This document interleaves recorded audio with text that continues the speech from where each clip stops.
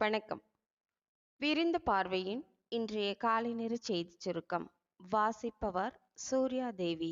ஜாபர் சாதிக் போதைப்பொருள் கடத்தல் வழக்கில் வருகின்ற 2ஆம் தேதி டெல்லியில் உள்ள போதைப்பொருள் தடுப்பு பிரிவு அலுவலகத்தில் விசாரணைக்கு ஆஜராகுமாறு திரைப்பட இயக்குனர் அமீருக்கு சம்மன் அனுப்பப்பட்டுள்ளது. மத்திய அரசு மீது தொடர்ந்து அவதூறு பரப்புவதை முதல்வர் மு.க.ஸ்டாலின் அவர்கள் நிறுத்திக் கொள்ள வேண்டும் என பாஜக தேசிய மகளிரணி தலைவரும் கோவை தெற்கு தொகுதி எம்எல்ஏவுமான வானதி சீனிவாசன் தெரிவித்துள்ளார். மேலும் திமுக என்னதான் பொய் பிரச்சாரம் செய்தாலும் 3வது முறையாக நரேந்திர மோடி பிரதமராவதை தடுக்க முடியாது என தெரிவித்துள்ளார். தமிழ்நாட்டிற்கு தேர்தல் பிரச்சாரத்திற்கு வருகை தரும் மத்திய உள்துறை அமைச்சர் அமித்ஷா முன்னிலையில் தஞ்சை டெல்டா பகுதி காங்கிரஸ் மூத்த தலைவர் படை பரிவாரங்களுடன் இணைய உள்ளார்.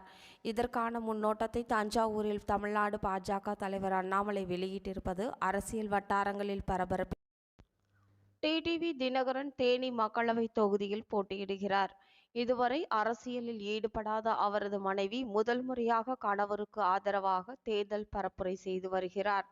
போடி அருகே உள்ள கிராமங்களில் டிடிவிக்காக அவரது மனைவி அனுராதா வீடு வீடாக சென்று மக்களிடம் வாக்கு சேகரித்துள்ளார். அவருக்கு ஆரத்தி எடுத்து பெண்கள் வரவேற்பு அளித்தனர். அனுராதா வருகின்ற சட்டமன்ற தேர்தலில் போட்டியிட வாய்ப்பு உள்ளது எனவும் கூறப்படுகிறது.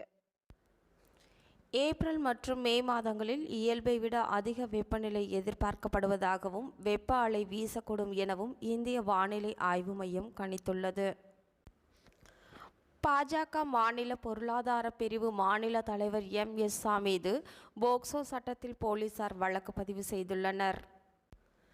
பைக் வாங்கி தருவதாக கூறி 15 வயது சிறுமிக்கு பாலியல் தொந்தரவு கொடுத்ததாக சிறுமியின் பெற்றோர்கள் அளித்த புகாரின் பேரில் எம்.எஸ். மீது மதுரை போலீசார் போக்சோ சட்டத்தின் கீழ் வழக்கு பதிவு செய்து அவரை தேடி வருகின்றனர்.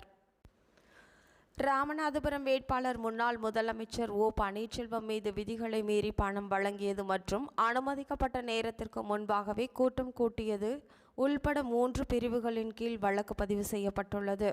இத்துடன் இன்றைய செய்திச் சுருக்கம்